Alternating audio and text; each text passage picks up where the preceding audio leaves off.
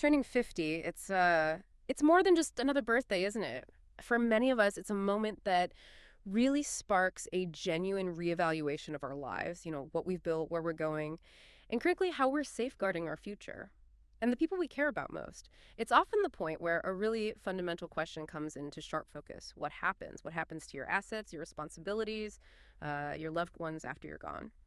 So today, on this deep dive, our mission is to unpack exactly why creating or maybe updating a will, especially as you navigate your 50s, well, why it isn't just a smart move. It's actually one of the most critical steps you can take. It's about protecting your family, controlling your legacy, and making sure your deepest wishes are truly honored. It's about more than just paperwork, really. It's about providing clarity and avoiding chaos. And, it's quite remarkable how often people put this off. They assume there's always later. Yeah. But life, well, as we know, it can be incredibly unpredictable. Delaying this crucial step, it can actually leave those you care about most quite vulnerable. Creates unnecessary burdens during what's already going to be a difficult time. Think of a will not just as like a legal document, but as a thoughtful, strategic plan. It's a powerful gift, really, a gift of clarity and peace of mind for everyone you leave behind. Okay, so let's unpack this then. Why does turning 50 become such a pivotal moment? Why is it so critical for reviewing, or for some people, finally creating a will? What is it about this particular life stage? Well, the simple truth is that by your 50s, life circumstances are almost always more intricate, more complex than in earlier decades. You've likely accumulated substantial assets. We're talking, real estate, a growing investment portfolio, robust retirement accounts, maybe even a business you've built. But it's not just the amount of assets, it's the kind of assets today. Think about digital currencies, online businesses, maybe valuable digital intellectual property. So many wills from even, say, 10 years ago completely miss these modern components. And beyond assets, your family dynamics. They've usually matured or shifted significantly too. You might have adult children, maybe teenagers still at home, perhaps grandchildren. There could be blended families from divorce or remarriage, right? Which makes clear estate planning absolutely essential. So if we get specific, a will is critical at this stage because first, asset growth and diversity. Like we said, you've built significant wealth and it's varied. Without a will, state laws decide who gets what. And those laws, they don't care about your specific digital legacy or, that quirky collection you wanted your niece to have. Right, the state's just following a formula. Exactly. Then there's family complexity. Blended families, stepchildren, maybe even estranged relatives. It can turn inheritance into a real minefield without clear directions. A will clearly states your intentions. It prevents painful disputes. For instance, like you mentioned, without a will, stepchildren generally inherit nothing unless legally adopted.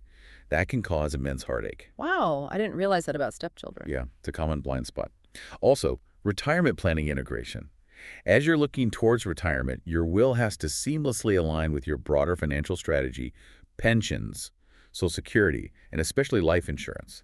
These often have their own beneficiary designations, you see, and those can actually override your will if you're not careful. Okay, so you need to check those forms too. Absolutely. And finally, healthcare planning. A will often works hand in hand with advanced healthcare directives, your living will.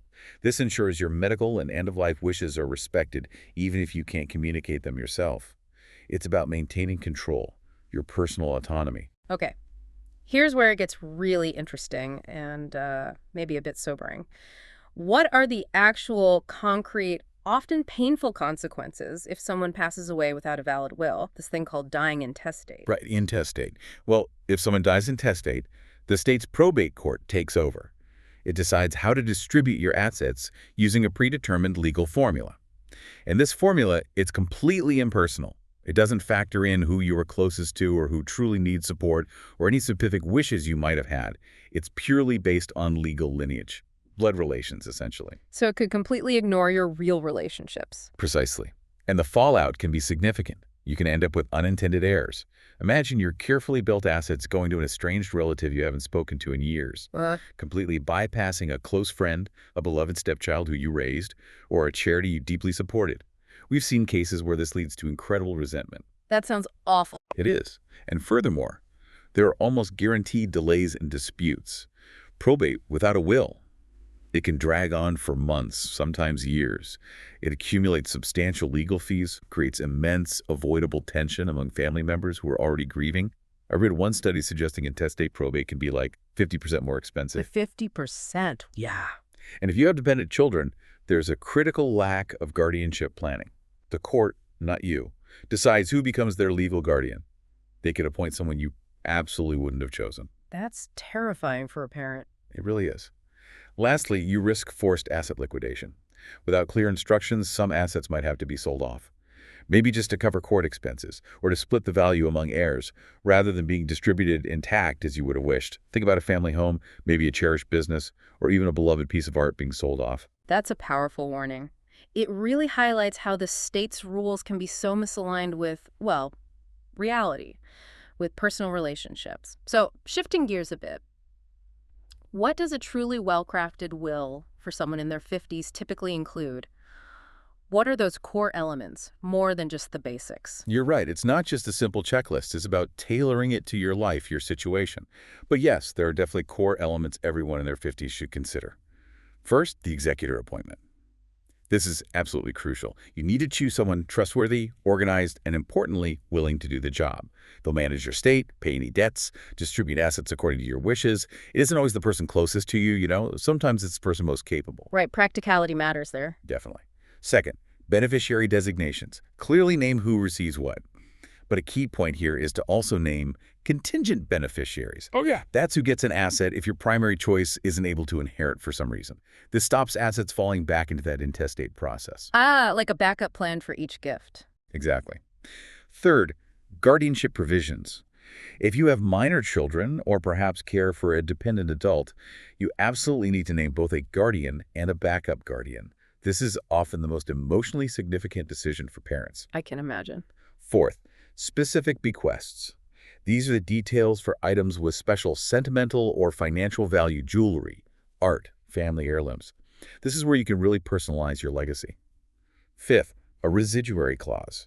This is essential. It's your catch-all. It addresses any assets not specifically mentioned elsewhere in the will. Ensures nothing gets left unplanned for. So it handles everything else, basically. Pretty much.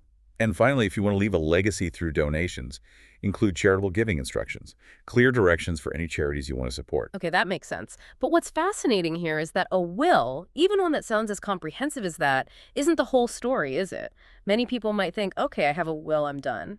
How does it fit into a more comprehensive estate plan, especially for someone who's built a life by their 50s?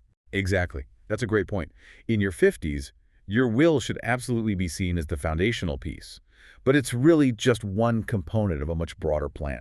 It's like building a house. The will is the blueprint for, say, how the rooms are divided. But you also need to think about the foundation, the plumbing, the wiring, the whole system. Right, the other pieces that make it work. Precisely. So, other common components of a robust estate plan often include a living trust. These are increasingly popular. Why? Because they can help avoid probate altogether. That means more privacy, often faster distribution, and it lets you manage assets if you become incapacitated without needing court intervention.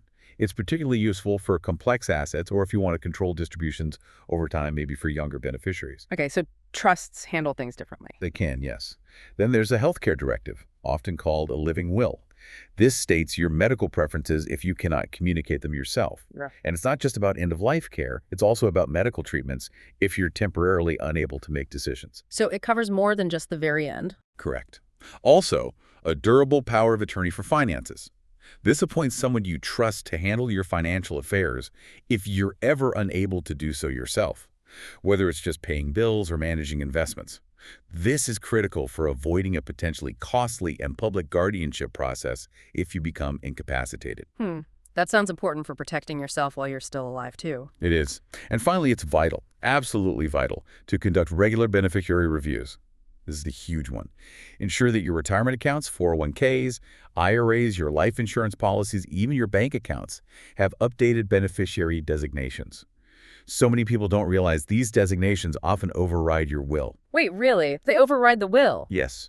If your will says your spouse gets everything, but your old 401k from previous job still lists your ex-spouse as the beneficiary, guess what? The 401k designation wins. The money goes to the ex. Oh, wow. Okay, that's a critical piece of coordination then. Huge. This raises another important question, especially given, the complexities of modern families and finances.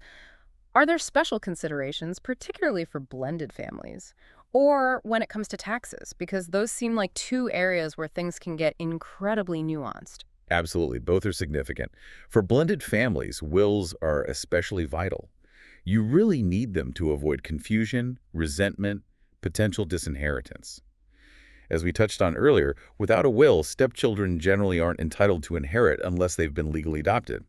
A well-drafted will, or often even better, a trust, can help provide for both your current spouse and children from a prior marriage in a way that truly reflects your intentions. How does that work practically? Well, for example, you might use a specific type of trust, like a QTIP trust, to provide income or living expenses for your current spouse for their lifetime, while ensuring the underlying assets, the principal, ultimately passes to your biological children after your spouse passes away.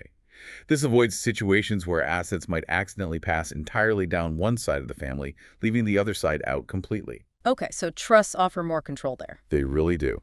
Now, regarding tax considerations, the good news for most people is that federal estate tax isn't a concern. The 2025 federal exemption is expected to be over $13 million per person. So the vast majority of estates won't owe any federal estate tax. 13 million, okay. That covers most people. It does. However, and this is the important part, it's crucial to remember that state-level inheritance or estate taxes can still apply. And these vary wildly from state to state. Some have much lower exemption levels, some tax inheritances received by certain relatives differently. A will can be strategically structured to help minimize the state tax burdens on your heirs, maybe through charitable contributions or by coordinating assets within trusts. It's really about understanding where your assets are located and what the laws are in your specific state, because that's where unexpected tax bills can sometimes pop up. Right, state taxes are the bigger wild card for many. So once a will is in place, let's say someone listening does this, gets it done, is it a set it and forget it document? Or does life demand updates? Because life, especially in your 50s and beyond, rarely stands still. Oh, it's definitely not a set it and forget it document. That's a common misconception. Your will isn't static precisely because your life certainly isn't. Life changes absolutely require revisions. You need to ensure your will still reflects your current wishes and circumstances. In fact, failing to update your will is honestly one of the most common and potentially damaging pitfalls we see. So what kind of things should trigger a review? There are several common triggers. Big life events like marriage, divorce, or remarriage are obvious ones. The birth or adoption of a child or grandchild definitely warrants a review. Sadly, the death of a beneficiary named in your will or the death of the person you named as executor also means you need to update it. Any significant changes in your assets or investments, maybe you bought a new property, sold a business, received a large inheritance, that likely means your will needs an update too. And a really important one, if you ever move to a different state, it's critical to review your will because estate laws can vary considerably from state to state. What was perfectly valid and effective in one state might be interpreted differently or have unforeseen consequences in another. Moving states. Yeah. That's one people might easily overlook. Okay, so for someone in their 50s who's listening and thinking, all right, I need to do this or I need to update mine, what are the practical options for actually creating a will today? You generally have a few clear options, each with its own pros and cons. The first, and often the best route, especially if your situation is complex, maybe high-value assets or you have a blended family, is to hire an estate planning attorney. They provide tailored advice, ensure everything is legally sound according to your state's laws, and can draft comprehensive documents that account for all the nuances. The personalized expert route. Exactly. A second option is to use a trusted online service. There are several reputable ones now. These could be sufficient for more straightforward estates. They're generally less expensive. But it's often still advisable to have the final document reviewed by a local lawyer, just to catch any potential issues specific to your situation or state. They're good starting points, but might not cover every unique need. Okay, so online is an option, maybe with a review. Right. And lastly, in some states, you can write a holographic will. This is basically a handwritten will. But honestly, these carry a much higher risk of being challenged in court. There might be ambiguities, or they might not meet specific legal requirements for signing or witnessing. It's generally not the recommended route. Probably best to avoid, if possible. Generally, yes. And crucially, regardless of the method you choose, your will must meet your state's legal requirements. Typically, this means it must be in writing, signed by you, dated, and witnessed by usually two people who are not beneficiaries in the will. This witnessing step is absolutely crucial. It validates the document in the eyes of the law. Okay, so beyond all the legal stuff, the financial practicalities we've discussed, there's a profound emotional value to having a will, isn't there? It really feels like it's more than just paperwork. Oh, it's absolutely more than paperwork. The emotional value is immense. It truly is a gift of peace of mind, both for you, right now, knowing it's taken care of, and certainly for your loved ones later. For your family, it means they won't have to guess about your wishes during a time of grief. They won't have to debate what you would have wanted. They won't have to face long, draining, potentially relationship-damaging legal battles. It brings clarity, reduces stress, allows them to focus on healing. Honestly, I've seen families torn apart by disputes over estates disputes that could have been entirely avoided with a clear will. That clarity seems like the real gift. It really is. And it's also a powerful way for you to pass on your values, not just your assets. This can be through specific bequests, yes, but also maybe through letters of instruction you leave alongside the will, or through charitable donations that reflect what mattered most to you in life. It's kind of like your final statement, your personal narrative. That's a powerful point. So let's talk about the flip side then. What are some of the most common mistakes people make? Things listeners should actively try to avoid when it comes to their will and estate planning. Yeah, there are definitely a few key pitfalls to steer clear of. The most obvious, and maybe the most damaging, is simply not having a will at all. As we've discussed, this leaves your entire estate vulnerable to the state's default rules, which are rarely what you would have actually chosen. Just letting the state decide everything. Exactly. Another huge mistake is failing to update your will. An outdated will might no longer reflect your current wishes or your changed life circumstances. It can make things almost as bad as not having one. People also frequently make the mistake, especially now, of ignoring digital assets. In today's world, things like email accounts, social media profiles, online businesses, domain names, and especially cryptocurrency. They all need clear instructions. How should they be handled? Who gets access? That needs to be planned for. Digital stuff is a big one now. Huge. And finally, choosing the wrong executor can cause significant problems down the line. You need to pick someone who is not only trustworthy, but also highly capable, organized, and importantly, willing to take on the responsibility. Managing an estate can be a complex and time-consuming task. It's not a small ask. Okay, those are definitely things to watch out for. So to kind of bring it all together, in your 50s, it seems like creating or updating your will should truly be a top priority. It's about protecting everything you've worked so hard to build. It's about ensuring your loved ones are supported, controlling your own legacy, and really avoiding unnecessary conflict and confusion for your family during what's already a tough time. Absolutely. Think of it as the ultimate life planning document in a way. It's your opportunity to tell your story, protect your people, and make absolutely sure your hard-earned assets go exactly where you intend them to go. And honestly, the sooner you put this in place or get it updated, the sooner you can truly focus on enjoying the decades ahead with real confidence and genuine peace of mind, knowing you've provided that clarity, that comfort for the future. So maybe the final thought for everyone listening is this. What does your legacy truly mean to you, beyond just the financial aspects? And what proactive steps can you take today to ensure that legacy is honored, reflecting your deepest values for those you love most?